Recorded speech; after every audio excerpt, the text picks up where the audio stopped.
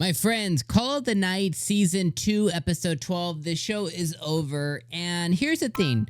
I'll be very real. I know a lot of you are, disagree week over week with my opinion on this show, and that's completely okay.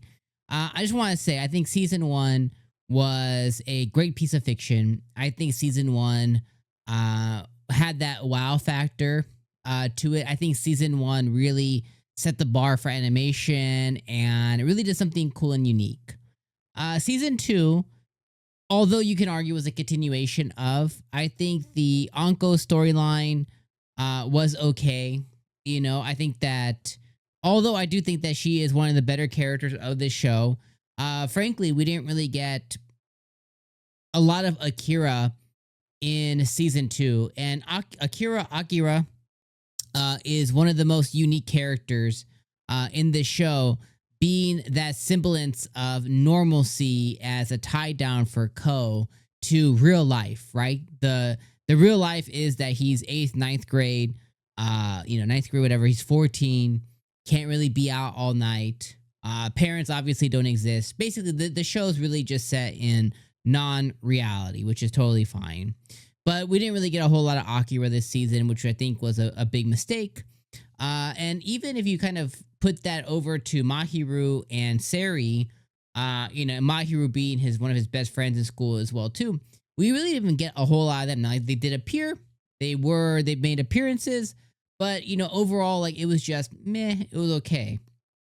And then if I think about this episode specifically, Anko's storyline is over. She is now kind of attached to herself to 𝐻𝐽. She is, 28, 29, whatever it is, 27, 28, 29. And she has her own demons and battles to battle within her own head, and dealing with the fact that she never really grew up because she's just kind of been on this vendetta demon hunt, vampire hunt for so long that she just kind of wants to have a normal life, experience normal things. And she's attached herself now to 𝐻𝐽 and attached herself now to Nazuna. Unlike Nazuna, who is a vampire, which, hey, Twilight Edward, normal vampires, whatever. She is just a regular 28-year-old lady, woman, person, girl, whatever you want to call it. For me, I would still say girl because still much younger than me, but, fictionally, whatever. I would still say girl, but, to 𝐻𝐽, woman, elderly, double this boy's age. So that's a whole can of worms there. But this episode, she attached herself to them, and Nazuna and him talk about it, and then the show just kind of goes on this rant of going through, and now all the vampires are hanging out, and they're talking about their spawn, and Midori's there, and Hatsuka's there, and Kabura's there, and Nico's there, and it just basically kind of goes through the motions, and then the episode just kind of ends, and we really don't get anything that is that satisfying, because 𝐻𝐽 and Nazuna really don't kiss again. She blushes, and then at the end of the episode, she seeps her fangs into 𝐻𝐽 kind of one last time, and that's how that's how the season ends. That's how the show ends, essentially, until it kind of comes back. So, I get it. It's a slow burn and whatever else. But, for me, I think I could drum it up as being probably top 5 disappointing seasons, additional seasons to shows I really like.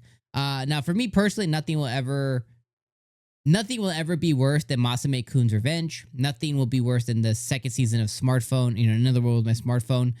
2 of my favorite shows of all time, and their season 2s are hot doo-doo. That also extends to Devil's a Part-Timer. Season 1 is one of the best season 1s of any anime, and season 2 and now 3 are just not very good. So that's kind of my experience here with this one. So you guys can tell me I'm wrong in the comments. Let me know how much you guys loved it and stuff. I really, really, really want to hear it. I'm not even being facetious or weird about it. I really do want to hear you guys' thoughts on it. I really felt like it was kind of a nothing burger, at the end of the season. And that's kind of what we left off on. And if the point of it is Nazuna and Ko's relationship, I don't feel like that they're any further along than they were last episode or the episode before that. You know, the last time they kissed or whatever it was. I think it was last episode they kissed. I would like we just ended with the little bite. So I don't know. It's very weird feelings that drummed up in me. But part of me is kind of glad it's over. Part of me is sad that it wasn't a better season. Part of me is really sad that Akira wasn't a major part of this season. And then the other part is Anko, which I really do like as a character. I'm 50-50 on as the show ends because of just kind of her actions and the way that she kind of appeals and appears and all that stuff. So, yeah. That's all I got for you guys. Season ends. Let me end with a thank you for being with me all season long through my tumultuous different types of opinions that I have. You know, the goal isn't ever to be negative. The goal is to come in and really love an anime and just gush over it week over week. But unfortunately, that's not always the case holistically when the show ends and individually, you know, each week. A lot of times there is gushes and there is just complete just, you know, spitting hot fire.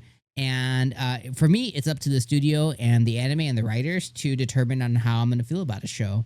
And I would love to love everything, you know.